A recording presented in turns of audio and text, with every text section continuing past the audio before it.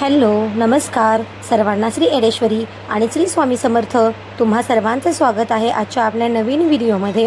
तर बरेच दिवस झाले आता आपले ब्लॉगच येत नव्हते, तर काहीसा मूडही खराब होता आणि काही नवीन टाकण्यासारखंही नव्हतं, म्हणून बरेच दिवस झाले आपले व्हिडिओ आले नाहीत. आणि आज मी सोलापूरला चाललेली आहे माझ्या माहेरी. तर हे आपलं पुण्याचं स्टेशन आहे. तर संध्याकाळची ट्रेन होती 6 वाजताची. तर इथं आम्ही स्टेशनला आता आलेलो आहोत आणि प्लॅटफॉर्मकडे चाललेली आहे. तर कारण असं आहे की माझ्या बहिणीचं डोहाळ जेवण आहे आणि 29 तारखेला तिचं डोहाळ जेवण आहे. तर मी 2 दिवस आधीच माहेरी झालेली आहे. म्हटलं छान 2 दिवस माहेरपणाचा आनंद घ्यावा. तर इथं बघा आता आमची ट्रेन आलेली होती आणि ट्रेन खरं तर थोडीशी आम्हीच पोचायला लेट झालो, त्यामुळे जरा धावतच ट्रेन पकडली आणि त्यानंतर आम्ही बसल्याच लगेच 2 मिनटातच ट्रेन सुरू झाली. जर 2 मिनटं लेट झाला असता तर आमची ट्रेन सुटलीच असती नक्कीच. तर त्यानंतर आम्ही आलो सोलापूरच्या स्टेशनमध्ये. तर साधारणतः 9:45 वाजले होते सोलापूर स्टेशनला आम्हाला यायला आणि माझा भाऊ आम्हाला स्टेशनला न्यायला आला होता. तर त्याने आमच्या बॅगा वगैरे घेतल्या आणि आम्ही मग गावाकडे निघालो. तर रात्री पोचायला घरी साधारणतः 10 वाजले होते. आणि हा आता दुसऱ्या दिवशीचा व्हिडिओ आहे. तर बघा आता सूर्यनारायण मस्त दर्शन देत आहेत आणि माहेरी आले म्हटलं आता माहेरपणाचा आनंद घेत मी जरा उशिराच उठले. आणि त्यानंतर इथं बघा माझ्या माहेरी ना आमच्या घरापुढे अशी सुंदर अशी फुलांची झाडं लावलेली आहेत माझ्या वडिलांनी भरपूर अशी. तर इतके सुंदर सुंदर झाडं आहेत मोगऱ्याचे वगैरे आणि असं मोगऱ्याचा सुगंध सकाळ सकाळ इतका छान दरवळत होता ना. तर माझ्या वडिलांनी ना असे एकदम फूल असं बाऊल भरून सकाळ सकाळी मोगऱ्याची फुलं काढलेली होती. आणि शहरात जर अशी मला रोजची फुलं भेटली ना तर मी देवाने इतके छान छान प्रकारे सजवेन ना, इतके छान गजरे याचे बनतील. बघा किती छान 36 मोगरा आहे आणि त्याचा सुगंध ना संपूर्ण घरभर दरवळलेला होता. तर या फुलांचा ना मी सुंदर असा गजरा बनवला आणि तो आता बघा असा लक्ष्मी आईला मी माझ्या बहिणीकडे बनवून दिला होता. तर तिने छान अशी देवपूजा केलेली होती, सागर संगीत छान अशी पूजा केलेली तिने आणि लक्ष्मी आईला तो गजरा व्हायला.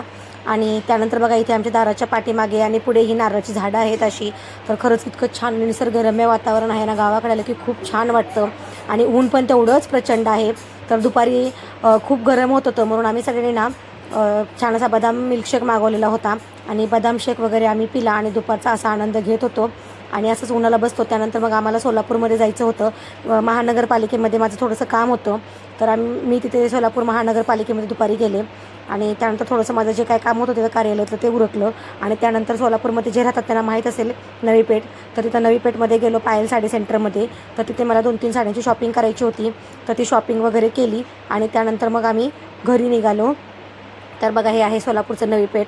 तर दुपार असल्यामुळं ऊन होते भरपूर. तर तरी पण साधारणचे 4-5 वाजलेले होते तरीही काहीच गर्दी नव्हती. कुठं तर थोडीफारच गर्दी होती. आणि नाहीतर एरवी एवढी गर्दी असते इथे संध्याकाळी होताच ना, खूप जास्त गर्दी असते नवी पेठमध्ये. खूप जसं की पुण्यात आपलं तुळशीबाग आहे मार्केटिंग आणि आपल्या छान असं शॉपिंग करण्यासाठी बायकांसाठी, तसंच हे आहे. आणि त्यानंतर दुसऱ्या दिवशी ना आमच्या शेजारच्या काकू आहेत त्यांनी आम्हाला सकाळी चहा नाश्त्यासाठी बोलवलं होतं. तर ते बघा त्यांनी असं नवीन घर बांधलेलं आहे आमच्या घरच्या शेजारीच. तर खरंच खूप सुंदर घर बांधलेलं आहे त्यांनी आणि त्यांनी आम्हाला चहा नाश्त्यासाठी बोलवलेलं होतं. तर आपण माहेरपणाला आलो ना अशा आपल्या शेजारच्या काकू किंवा आपल्या जे ओळखीच्या असतात ते आपल्या मुलींना ना नक्कीच बोलवतात. खरंच आपण 2 दिवस असं माहेरी वगैरे आलो ना तर खूप रिलॅक्स वाटतं, माहेरपणाचा आनंद घेता येतो आणि आपल्या जे माहेरच्या व्यक्ती असतात त्यांना भेटूनही आपल्याला जुन्या आठवणींना उजाळा देता येतो. तर खरंच खूप छान वाटतं. तर ह्यांनी खूप छान आता त्यांची नुकतीच पूजा झालेली आहे वास्तुशांतीची. तर त्याने आम्हाला घर बघायला पण बोलवलेलं आणि चहा नाश्त्यासाठी पण बोलवलं होतं. तर त्यांचा पाहुणचार वगैरे घेतला आणि परत आम्ही घरी आलो. आणि आज मंगळवार होता आणि आमच्या शेतामध्ये ना असं लक्ष्मी देवी आईचं मंदिर आहे. तर हे मंदिर ना खरंच खूप जागृत आहे. खूप जास्त लोकांना याचा अनुभव आलेला आहे. कितीतरी लोक जे आसपास आमच्या येतात ते नवस बोलून जातात महालक्ष्मी आईला. तर हे लक्ष्मी देवीचं मंदिर आहे आणि त्याच्या शेजारीचं म्हसोबा आहेत जे आपल्या शेताचे राखणदार असतात ना ते लक्ष्मी आईच्या शेजारी थोड्याशा अंतरावर ते म्हसोबाचं मंदिर आहे. तर ते असं मंदिर म्हणता येणार ते बांधावरतीच आहे आणि हे लक्ष्मी देवी आईचं मंदिर आहे जे माझ्या वडिलांनी शेतामध्ये बांधून घेतलेलं आहे. आणि बघा ही लक्ष्मी देवी आईची अशी मूर्ती आहे. तर मी जेव्हाही माहेरी येते तेव्हा एकदा तरी देवी आईची पूजा नक्की करते. तर आज मंगळवार होता म्हणून मी आणि माझा भाऊ आलेला आणि माझ्या भावाने छान असं लक्ष्मी देवी आईला स्नान घातलं तिथलंच बोरिंगचं पाणी चालू करून. आणि त्यानंतर जे आमच्या दारामध्ये फुलं आहेत मोगऱ्याची ते भरपूर आज पण निघालेली, दररोजच खूप सारी फुलं निघतात. तर त्याचा सुंदर असा मी गजरा देवी आईला बनवलेला होता आणि तो गजरा वगैरे मी तिला आज व्हायला छान अशी तिथं साडी होती माझ्या भावाने आणलेली. तर पहिला तिला मला जशी जमेल ना तशी वेडी वागती साडी मी तिला परिधान केली आणि त्यानंतर मग तिची पंचोपचारी पूजा वगैरे केली आणि जो गजरा बनवून आणलेला होता ना तो गजरा देवी आईला अर्पण केला.